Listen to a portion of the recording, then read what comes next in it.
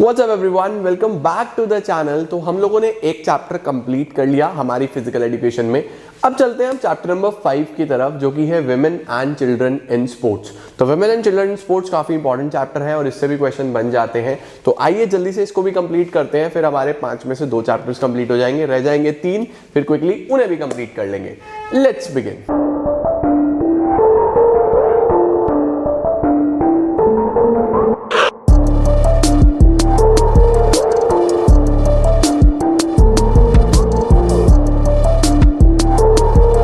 चलिए जी, शुरू करते हैं हम लोग अपने चैप्टर को। और चैप्टर का नाम क्या है? Children and women in sports. ठीक है जी, चिल्ड्रन और विमेन इन स्पोर्ट्स को शुरू करते हैं फर्स्ट टॉपिक के साथ। और जो सबसे पहला टॉपिक है वो है मोटर डेवलपमेंट। मोटरसाइकिल का डेवलपमेंट? जी नहीं।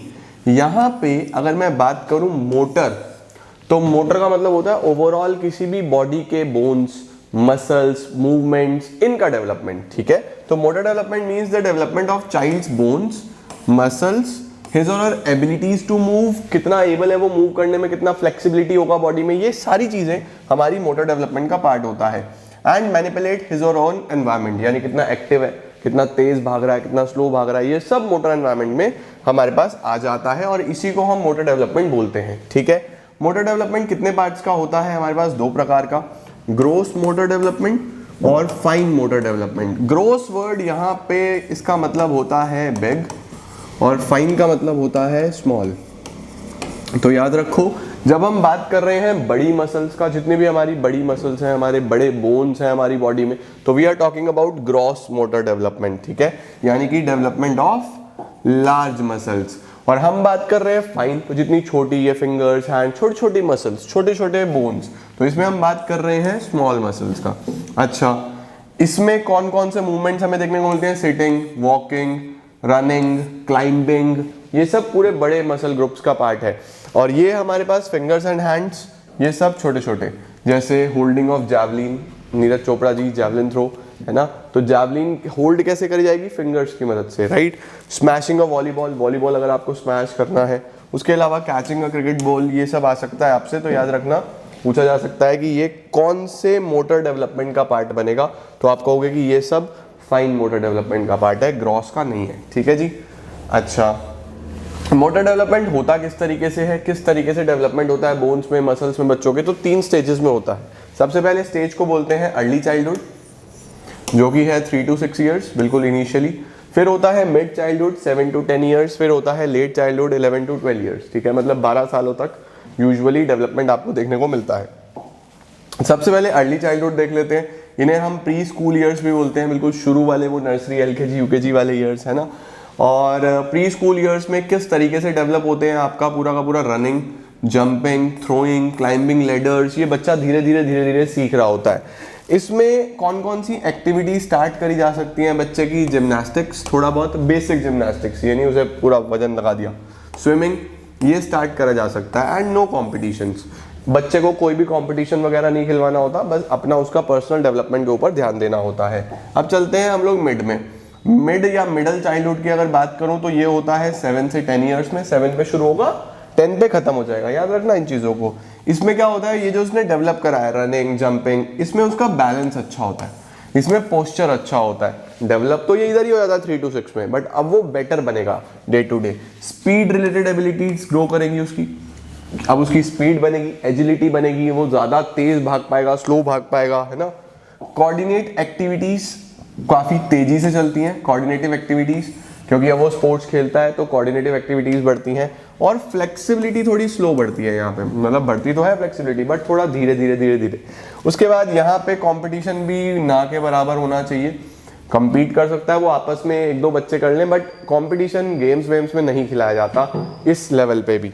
कंपटीशन कहाँ से शुरू होता है? यहाँ से 11-12 ईयर्स में। लेट चाइल्डहुड, बच्चा 11-12 साल का हो गया, प्यूबर्टी की एज शुरू हो जाती है उसकी 12 साल के आसपास से।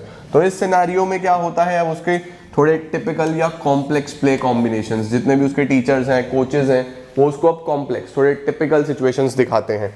ज़्यादा फोकस करा जाता है स्ट्रैटेजीज पे, टैक्टिक्स पे, उसके माइंड डेवलपमेंट पे। और यहाँ पे हम कॉम्पिटिशन्स देखने को मिल जाते हैं हमें कि यहाँ पे बच्चे कम्पीट करना पसंद करते हैं, क्योंकि उनकी एबिलिटीज ऐसी डेवलप हो रही होती है, उनका मन करता है कि अब हम कम्पीट करें, स्पोर्ट्स खेलें, भागे, फुल ऑफ एनर्जी होते हैं। तो इस तरीके से 3 फेसेस में हमारे पास मोटर डेवलपमेंट होता है। इसका स्क्रीनशॉट चाहिए होगा आप लोग को, लीजिए, पूरा का पूरा आप साथ साथ स्क्रीनशॉट लेके चल सकते हैं। देन वी हैव कौन कौन से फैक्टर्स हैं जो मोटर डेवलपमेंट में प्रभाव डालते हैं, the factors affecting motor development. सबसे पहला फैक्टर जो आता है हमारे पास वो होता है बायोलॉजिकल फैक्टर्स। बायोलॉजिकल का मतलब जो आपके पेरेंट्स से आपको जीन्स मिले हैं, जो आपके पेरेंट्स से आपको हेरिडिटी मिली है। कुछ लोगों का हेरिडिटी होता है बहुत अच्छा कि वो खाते हैं और फटाफट डाइजेस्ट हो जाता है, कुछ लोगों का होता है खाया और उनको डाइजेस्ट नहीं होता, वो मोटे होते चले जाते हैं। तो इस तरीके से ये सब जीन्स होते हैं, हाइट कम ज़्यादा होना, है ना। तो सारी की सारी चीज़ें डिपेंड करती हैं बायोलॉजिकल फैक्टर्स के ऊपर। This is one of the most important factor जिसमें हम हेरिडिटी और जीन्स की बात करते हैं, जेनेटिक फैक्टर्स की बात करते हैं। देन एनवायरमेंटल फैक्टर्स, कितने ऐसे बच्चे हैं जो एनवायरनमेंट को फील कर पा रहे हैं, जाके खेल रहे हैं, भाग रहे हैं, दौड़ रहे हैं।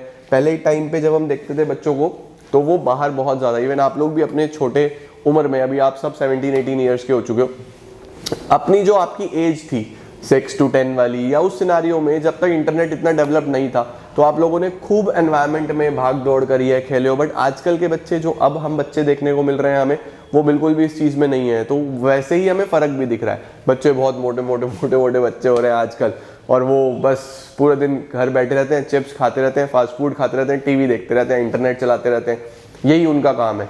एनवायरमेंटल फैक्टर्स बहुत ज़्यादा रिड्यूस्ड हमें देखने को मिल रहे हैं, वो एनवायरमेंट को सेंस ही नहीं कर पाते, 4 दीवारी के बीच में बैठे हैं।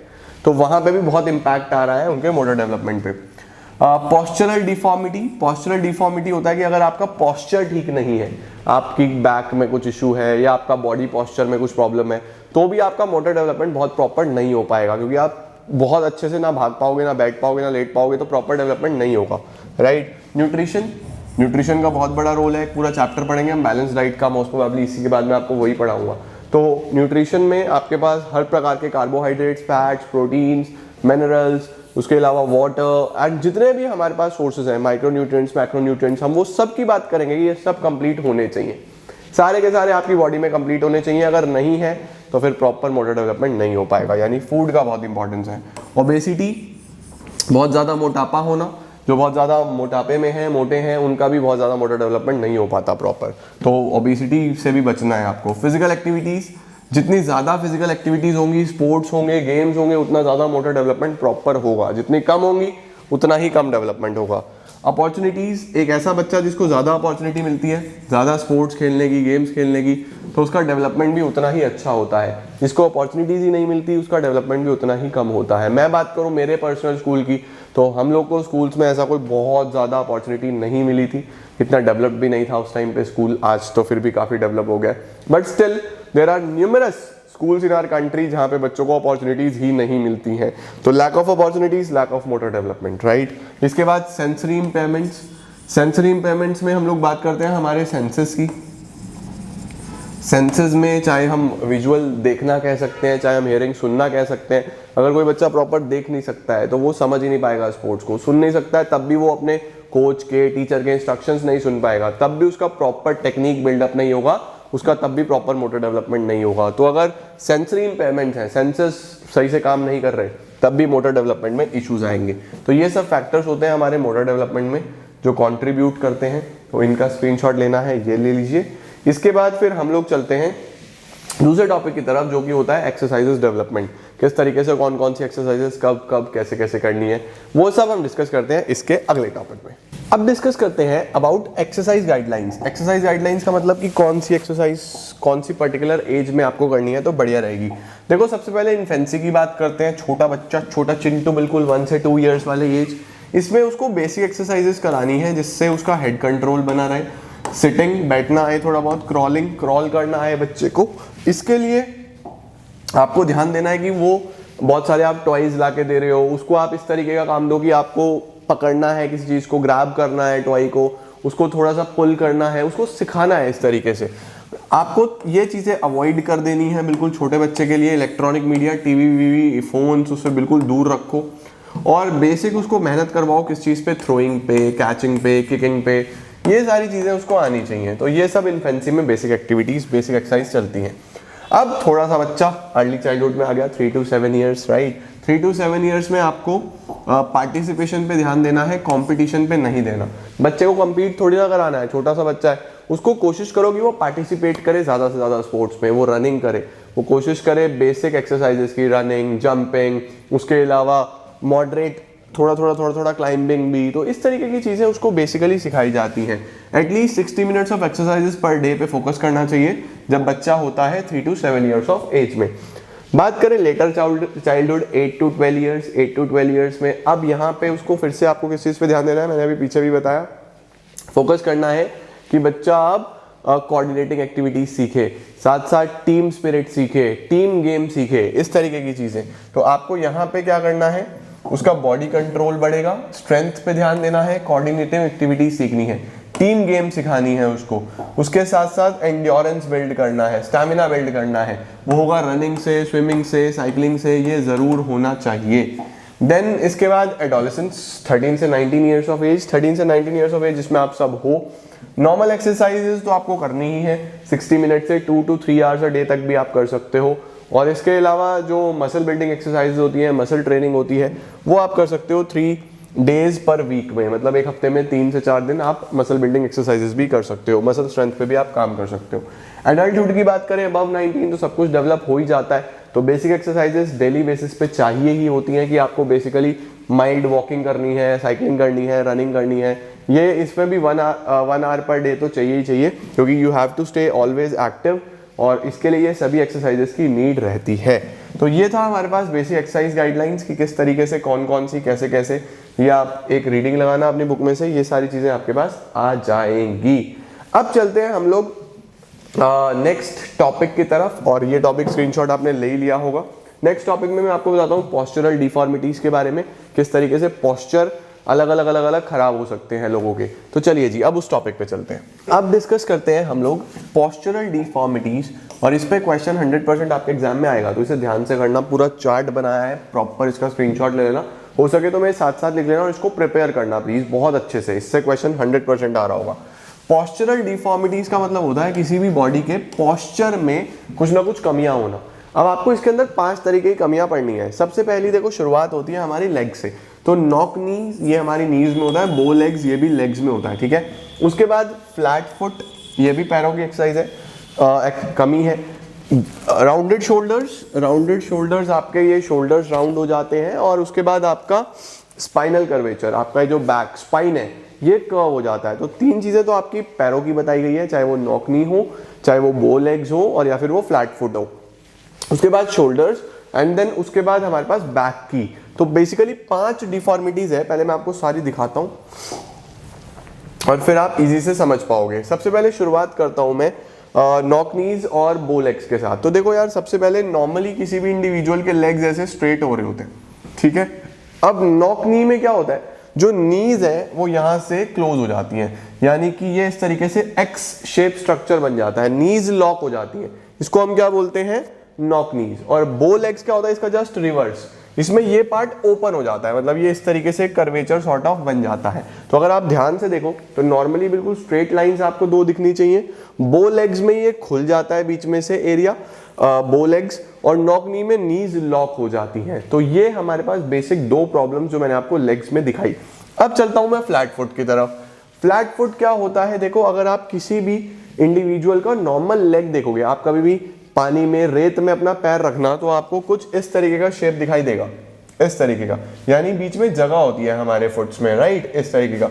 बट फ्लैट फुट क्या होता है, उसमें ये स्पेस नहीं होता, आपका बिल्कुल ऐसा फ्लैट आएगा पैर, उसमें ऐसा सर्कुलर मोशन बिल्कुल भी नहीं होगा, वो बिल्कुल फ्लैट फुट इस तरीके से आएगा। और होलो फुट क्या होता है, होलो फुट कुछ इस तरीके से होता है, बीच में से बिल्कुल ही गायब होता है, बहुत ज़्यादा स्पेस होती है। तो होलो फुट ऐसा होता है। नॉर्मल फुट ये सभी ने देखा होगा, और ये होता है फ्लैट फुट। ये जनरली ओबेसिटी या मसल्स ग्रो ना हुए हो पैर के अच्छे से, तो उन चीज़ों की वजह से होता है। तो ये तो हो गई पैरों की, ठीक है। अब मैं आपको राउंडेड शोल्डर्स दिखा देता हूँ। राउंडेड शोल्डर्स में क्या होता है, पॉस्चर बिगड़ जाता है इंसान का। अच्छा पॉस्चर ऐसा होता है, बैक और नेक पेन नहीं होता, कॉन्फिडेंस हाई रहता है, बॉडी अलाइन रहती है। और इसमें क्या होता है, शोल्डर्स राउंड, आगे की तरफ चिन बेंड कर जाता है, आगे की तरफ ये बेंड कर जाएगा, नेक बेंड कर जाएगा, और शोल्डर्स हल्के से आगे की तरफ, देखो ऐसा राउंड रहेगा। तो ये होता है खराब पॉस्चर, ठीक है। ये लोगों को जनरली खराब बैठने की वजह से, गलत सोने की वजह से ये हो जाते हैं राउंडेड शोल्डर्स। इसके बाद अगर हम अब बात करें स्पाइन, अब हमारी जो बैक में स्पाइन है उसमें कर्वेचर आ जाता है, तो उसमें क्या क्या प्रॉब्लम्स आती हैं, उसमें ये 3 प्रकार की प्रॉब्लम्स आती हैं। कौन कौन सी 3 प्रकार की प्रॉब्लम्स हैं? सबसे पहले आप ये समझो कि यहाँ से जो स्पाइन है ये स्ट्रेट रहना चाहिए, देखो ये बिल्कुल स्ट्रेट रहता है, बट अब 3 प्रकार की प्रॉब्लम्स आती हैं। सबसे पहला होता है काइफोसिस। काइफोसिस में क्या होता है, हमारे पास ये जो बैक है ये पीछे से बेंड कर जाता है, इस तरीके से काइफोसिस में पीछे से बेंड कर जाता है। लॉर्डोसिस में क्या होता है, ये अंदर की तरफ आ जाता है, मतलब कि ये जो बैक का पार्ट है ये अंदर की तरफ ऐसे हो जाता है इंसान का, समझ रहे हो, ये आ जाता है हमारे पास लॉर्डोसिस। और स्कोलियोसिस में क्या होता है, स्कोलियोसिस में जो स्ट्रेट स्ट्रक्चर आना चाहिए ये या इधर इस तरीके से ये जो हमारा स्पाइन है वो ऐसा स्नेक सॉर्ट ऑफ घूम जाता है, चाहे वो इधर घूमे चाहे वो इधर घूमे, ठीक है ना। तो स्पाइन स्ट्रेट रहना चाहिए। काइफोसिस में ये ऊपर से बाहर आ जाता है, यहां से पोर्शन बाहर आ जाता है। अगर मैं बात करूं लॉर्डोसिस में तो ये अंदर की तरफ बेंड हो जाता है। और बात करूं अगर स्कोलोसिस में तो ऐसे स्नेक, याद रखो ऐसे स्कोलोसिस, ये स्नेक की तरह इधर उधर हो जाता है। काइफोसिस में बाहर की तरफ, लॉर्डोसिस में अंदर की तरफ, और ये स्नेक सॉर्ट ऑफ हो जाता है। तो इन सब के बारे में क्या क्या लिखा गया है, क्या क्या चीजें हैं, अब डिस्कस कर लेते हैं। पता तो चली गया आपको। नॉक नी समझ गए थे ना, नॉक नी में क्या होता है, वो एक्स सॉर्ट ऑफ, मतलब कि एक नॉर्मल लेग्स जो है वो ऐसे होते हैं, नॉक नी में क्या हो जाता है, ऐसे बेंड हो जाते हैं, ऐसा, ये हमारी नॉक नी हो जाती है। और बो लेग्स में जस्ट रिवर्स, बो लेग्स में ऐसा बीच में ऐसा गैप आ जाता है, ये ऐसे बन जाते हैं, है ना। तो देखो जी, नॉक नी किस वजह से होता है, देखो तीनों ही जो लेग्स की इश्यूज हैं वो किस वजह से है, deficiency of vitamin D, calcium की कमी, फास्फोरस की कमी, ओबेसिटी, मोटापा बिल्कुल नहीं होना चाहिए बेटा जी, फ्लैट फुट, ये इसके कारण हो सकते हैं, ठीक है। क्या प्रिकॉशंस है, डाइट अच्छी होनी चाहिए, प्रॉपर बैलेंस डाइट होनी चाहिए। इसके अलावा किसी भी बच्चे को, एक छोटे बेबी को, डू नॉट फोर्स हिम और हर टू वॉक, उसे बिल्कुल भी चलने में जल्दी नहीं करनी, लेट हिम टेक टाइम, जितना भी उसको समय लग रहा है उसको लेने दो, आप उसको पुश मत करो कि चल चल चल चल, उसको लेग्स में प्रॉब्लम्स आ सकती हैं, ठीक है। क्या क्या रेमेडीज है इसको ठीक करने की, हॉर्स राइडिंग से ये ठीक होता है, नीज के बीच में पिलो रख के अगर आप सोएंगे तो ये बेटर होगा। और इसके अलावा कुछ आसन हैं, ये आसन जरूर याद करके जाना, पद्मासन और गोमुखासन। पद्मासन और गोमुखासन इसमें हेल्प करते हैं हम लोग को, ये आसन लर्न होने चाहिए, रट के जाना, पद्मासन गोमुखासन किसके अंदर, नॉक नी में, ठीक है। अब चलता हूं मैं बो लेग्स की तरफ। बो लेग्स में भी कैल्शियम की कमी, फास्फोरस की कमी, विटामिन डी की कमी। प्रिकॉशंस बिल्कुल सेम टू सेम यही होंगे, अच्छी डाइट लीजिए, बच्चे को चलने के लिए पुश मत कीजिए। क्या रेमेडीज रहेंगी, आपको अपने पैरों के इनर एजेस पे चलना है, इनर एज पे चलोगे अगर तो आपका पैर जो है वो थोड़ा क्लोज आएगा, आपको मदद मिलेगी बो लेग्स को दूर करने में। इसके अलावा इसमें कौन कौन से आसन, गरुड़ासन और अर्ध चक्रासन। तो गरुड़ासन और अर्ध चक्रासन इसमें हेल्प करता है आपको बो लेग्स ठीक करने में, ये भी अच्छे से लर्न करके जाना। इसके बाद हमारे पास आता है जी फ्लैट फुट। फ्लैट फुट मैंने आपको बता दिया, या तो ओबेसिटी हो या वीक मसल्स हो, पैर की मसल्स अच्छे से डेवलप नहीं हो तो बहुत प्रेशर पड़ता है, तो वो फ्लैट फुट हो जाता है इंसान। अच्छा, इसके क्या प्रिकॉशंस होते हैं जी, आपके पास अच्छे शूज होने चाहिए, प्रॉपर शूज, ओबेसिटी बिल्कुल नहीं चाहिए और हाई हील्स वाले शूज भी नहीं होने चाहिए, तो बिना बात आपकी प्रॉब्लम बढ़ सकती है। इसके क्या क्या रेमेडीज हैं, इसके रेमेडीज हैं स्किपिंग रोप, रोप स्किपिंग से ठीक हो सकता है, रस्सी कूदना, जंपिंग ऑन टोज, टोज पे अगर जंप करा जाए तो ठीक हो सकता है। और आसन कौन कौन से, वज्रासन और योगिक आसन, ये आपको आसन हेल्प करेंगे। आसन जरूर बार बार बोल रहा हूँ, याद करके जाना, पूछे जाएंगे। अच्छा, इसके बाद हमारे पास क्या आता है जी, हमने ये पैरों वाली तीनों चीजें देख ली। अब राउंड शोल्डर्स, अगर हम शोल्डर्स की बात करें तो आपको मैंने दिखाई दिया, पोस्चर खराब हो जाता है, चिन, नेक, शोल्डर तीनों आगे की तरफ बेंड हो जाते हैं। इसमें क्या होता है, क्या कॉज होते हैं, कुछ तो हेरिडिटी होती है, कुछ लोगों के जीन्स इस तरीके के होते हैं, उनकी काफी टाइम तक समय लगता है पोस्चर ठीक होने में, उनके जीन्स ही ऐसे होते हैं, लेकिन हो जाते हैं। या आपने बहुत टाइट क्लोथ्स पहने हैं, बहुत ज़्यादा टाइट क्लोथ्स में भी ये इशू आता है। इसके अलावा रॉन्ग सिटिंग, गलत सिटिंग हैबिट्स हैं, आप गलत फर्नीचर पे बैठ रहे हो, गलत तरीके से आप कार ड्राइव कर रहे हो या कुछ इस तरीके का, तो वहाँ पे ये प्रॉब्लम आती है। इसके क्या क्या पर्टिकुलर रेमेडीज हैं, चक्रासन बहुत यूजफुल होता है, उसके अलावा धनुरासन, चक्रासन, धनुरासन। और आपको क्या करना है, अपने फिंगर्स को अपने शोल्डर्स पे रखना है, अपने फिंगर्स को ऐसे रखना है और then rotate clockwise and anti clockwise, ठीक है ना। क्लॉकवाइज एंटी क्लॉकवाइज करोगे, शोल्डर एक्सरसाइज होगी, आपका पोस्चर बेटर होगा। ये एक अच्छी एक्सरसाइज रहती है रेमेडीज में, अगर आपके राउंडेड शोल्डर्स हैं। लास्ट आता है हमारे पास स्पाइनल कर्वेचर। स्पाइनल कर्वेचर मैंने आपको बता ही दिया था, एक तो स्नेक वाला कौन सा होता है, स्कोलियोसिस। देखो spine curve from side, side से या ऐसा हो जाता है। उसके अलावा काइफोसिस की बात करूं तो राउंडिंग ऑफ अपर बैक जब राउंड हो जाता है तो उसको आप क्या बोलते हो, काइफोसिस। लॉर्डोसिस की अगर बात करूं, स्पाइन अंदर की तरफ चला जाता है, इनवर्ड कर्वेचर वो नीचे से होता है, बैक से, यहाँ से, है ना। तो काइफोसिस की अगर बात करें, अच्छा ये तीनों ही मेनली गलत डाइट, मैल न्यूट्रिशन, प्रॉपर डेफिशिएंसी होना न्यूट्रिशन की, तब होते हैं। देखो जी, मैल न्यूट्रिशन क्या प्रिकॉशन है, आपको पोस्चर अपना प्रॉपर रखना है, बिल्कुल प्रॉपर पोस्चर रखना है, अदरवाइज आपकी जो स्पाइन है वो बाहर की तरफ आ जाएगी, आपको इशू क्रिएट करेगी। इसके बाद क्या रेमेडीज हैं जी, धनुरासन, योगिक आसन, और आप अपनी कमर के नीचे पिलो रख के सोइए, तो उससे आपको बेटर रिलीफ मिलेगा, ये आपको पता होना चाहिए। इसके बाद हमारे पास कौन सा आता है, अगर स्पाइन इनवर्ड कर्वेचर में चली जाए, अंदर की तरफ चली जाए, क्यों होता है, वही इम्बैलेंस डाइट, ये तो सब में सेम ही है लगभग, imbalance diet, improper development of muscles. क्या क्या प्रिकॉशंस हैं, बैलेंस डाइट लेनी है आपने और ओबेसिटी से बचना है, देख रहे हो, ये है सारी समस्याओं का कारण।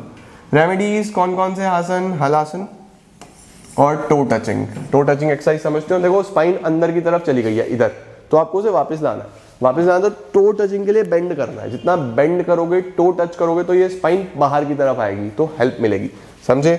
इसके बाद आता है मेरे पास बिल्कुल आखिरी स्नेक वाला, कौन सा, स्कोलियोसिस में स्पाइन आपका कर्व करता है साइड से, ठीक है।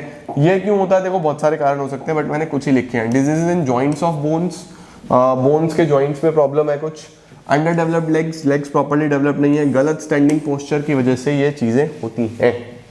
प्रिकॉशंस क्या रखने हैं, एक तो बहुत ज्यादा हैवी लिफ्ट नहीं करना आप लोगों को, एक साइड से, इस साइड से या इस साइड से बहुत हैवी लिफ्ट मत करो, नहीं तो स्पाइन इधर उधर हो जाएगी, दिक्कत आएगी। ओबेसिटी नहीं होनी चाहिए, बैलेंस डाइट होनी चाहिए। रेमेडीज वही बेंडिंग एक्सरसाइजेज ही रेमेडीज है, तीनों ही स्पाइनल एक्सरसाइजेज, स्पाइनल डिफॉर्मिटीज को ठीक करने के लिए बेंडिंग एक्सरसाइजेज ही बेस्ट एक्सरसाइजेज है। तो ये मैंने एक प्रॉपर चार्ट बना दिया आप लोगों के लिए, जिसमें कि आप प्रॉपर सारी की सारी डिफॉर्मिटीज, आई थिंक एक में आ जाए, छोटा ना हो जाए ज़्यादा, मैं कोशिश करता हूँ, आप आधा आधा करके स्क्रीनशॉट ले लो, मतलब पहले तो ज़्यादा छोटा हो जाएगा, इतना ले लो, ठीक है, सो दैट आप लिख पाओ प्रॉपर, और फिर आप इस पार्ट का ले लो जी। तो ये मैंने पूरा का पूरा प्रॉपर चार्ट बना के आपको सारी डिफॉर्मिटीज बता दी, जिसमें कि आपके पास 5 प्रकार की डिफॉर्मिटीज, 3 लेग्स की होगी, नॉकनी, बो लेग्स, फ्लैट फुट, और शोल्डर्स की और स्पाइन की, ठीक है। तो ये 5 होती हैं हमारे पास डिफॉर्मिटीज। इसके बाद हमारे पास एक छोटा सा और इसमें टॉपिक बचा विमेन को लेके, विमेन पार्टिसिपेशन इन स्पोर्ट्स, वो और करते हैं और चैप्टर हमारा खत्म। तो गाइज ये लास्ट टॉपिक हमारे पास इस चैप्टर में बचा है, participation of women in sports, किस तरीके से विमेन का पार्टिसिपेशन स्पोर्ट्स में रहा है। तो इसके अंदर बेसिकली कुछ की पॉइंट्स हैं, ऑल्दो बहुत इंपॉर्टेंट टॉपिक नहीं है, छोटा सा लास्ट टॉपिक है, तो बस with in 2 minutes I think this will be over. सबसे पहला पॉइंट जो आपको याद रखना है वो क्या है जी, कि ओलंपिक्स में विमेन का जो पार्टिसिपेशन है वो फर्स्ट टाइम 1900 ओलंपिक्स में हुआ था, और नियर अबाउट 20 to 25 विमेन ने पार्टिसिपेट करा था ओलंपिक्स 1900 में, मतलब for the very first time in 1900 women ने पार्टिसिपेट किया था ओलंपिक्स में। उसके बाद धीरे धीरे चलता रहा, लगभग पूरे के पूरे 100 साल के बाद हमारे इंडिया में फर्स्ट टाइम मेडल आया था। तो इन 2000 ओलंपिया गेम्स में वेट लिफ्टिंग में कर्णाम मलेश्वरी ने ब्रॉन्ज मेडल जीता था, और वो फर्स्ट इंडियन विमेन बनी थी जिसने ओलंपिक्स में मेडल लिया है। तो याद रखना, this is an important point. उसके बाद कुछ पॉपुलर विमेन जिन्हें आप जानते हैं, जिनका आपने नाम जरूर सुना होगा, और जो ओलंपिक्स में बहुत पॉपुलर रही हैं, और इन्होंने बहुत सारी विमेन को, बहुत सारी गर्ल्स को इंस्पायर करा है कि वो स्पोर्ट्स में पार्टिसिपेट कर सकती हैं, और at a very young age इनमें से कुछ विमेन है जो at a very young age काफ़ी आगे निकली हैं, और ओलंपिक्स में उन्होंने हमारा बहुत नाम किया है, जैसे पीवी संधू हैं, इस तरीके के कुछ जिनका बहुत पॉपुलर हैं, बहुत नेम है। सबसे पहले अंजू बॉबी जॉर्ज केरला से हैं, 2003 एथलेटिक्स में इन्होंने ब्रॉन्ज मेडल जीता था। साइना नेहवाल सबको पता है, बैडमिंटन में साइना नेहवाल के बाद पीवी संधू, 2014 में इनको एक अवार्ड मिला था एम्बेसडर ऑफ गुडविल के नाम से। पीवी संधू सभी को पता है, बैडमिंटन रियो ओलंपिक्स 2016 में सिल्वर मेडल लेके आई थी, और हमारे पास फर्स्ट टाइम बैडमिंटन में सिल्वर मेडल लाने वाली यही थी। साक्षी मलिक सब जानते हैं, रेसलर, ब्रॉन्ज मिला था ना रियो ओलंपिक्स में। पीटी उषा 100 मीटर 200 मीटर में सिल्वर जीतने वाली और 400 मीटर में गोल्ड लाने वाली विमेन थी हमारे इंडिया से। सानिया मिर्जा पद्मश्री अर्जुना अवार्ड मिला हुआ है सानिया मिर्जा को बैडमिंटन में। Similarly Padmashri Arjuna award PT Usha को भी मिला है। उसके अलावा गीता फोगाट, बबीता कुमारी, आप लोगों ने अगर दंगल मूवी देखी हो तो वहाँ पे ये दो बहुत पॉपुलर नाम थे, गीता फोगाट एंड बबीता कुमारी। ये दोनों भी हमारे इंडिया की प्राइड हैं, पूरा India, entire India is proud of them.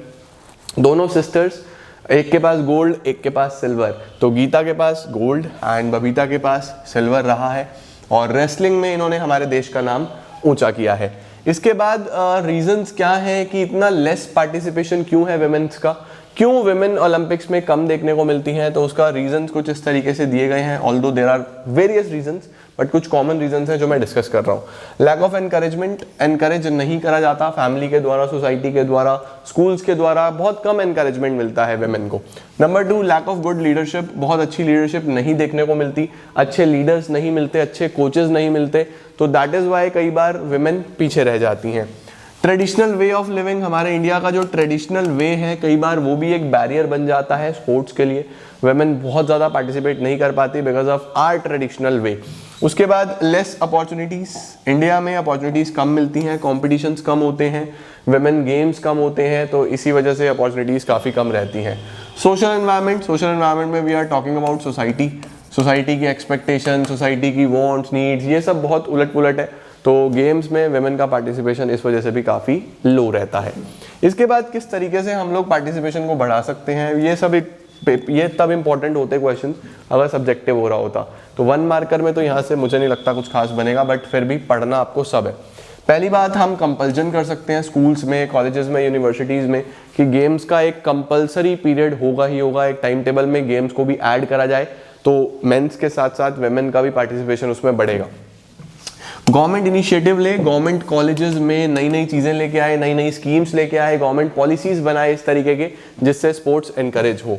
Women coaches higher करे जाए, कई बार विमेन कोचेस ना होने की वजह से भी प्रॉब्लम आती है, कंफर्टेबल नहीं हो पाती विमेन, तो विमेन कोचेस भी अवेलेबिलिटी होनी चाहिए। फैसिलिटीज़ फॉर गर्ल्स, गर्ल्स के लिए प्रॉपर फैसिलिटीज़ होनी चाहिए, चाहे वो फूड की हो, चाहे वो डाइट की हो, चाहे वो हॉस्टल्स की हो, चाहे वो स्टेडियम्स की हो, प्रॉपर फैसिलिटीज़ होनी चाहिए हर चीज़ की।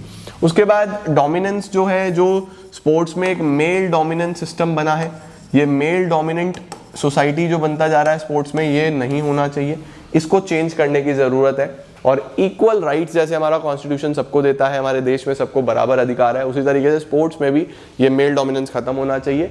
और विमेन जिस तरीके से, ऑल्दो अब बहुत कुछ चेंज हो चुका है but still there is a dominance, तो उसे चेंज करने की नीड है। तो this was the last topic. ये हमारा, यहाँ से आप स्क्रीनशॉट ले लो एक बार। उसके बाद ये कुछ पॉपुलर विमेन मैंने लिखी है आपकी बुक्स में, अगर 1-2 और हों तो वो भी एक बार रीडिंग ज़रूर लगा लेना, ठीक है। और ये कुछ की पॉइंट्स थे 1-2 जो मुझे लगा इंपॉर्टेंट है, तो मैंने यहाँ पे लिख दिए। तो this was all about this chapter, hopefully आपको क्लियर हो गया होगा। अब हमारे पास 2 चैप्टर्स हो चुके हैं, 3 और बचे हैं, वो भी हम फटाफट कर लेंगे। Thank you so much everyone, अच्छे से पढ़ते रहो and score high. All the best.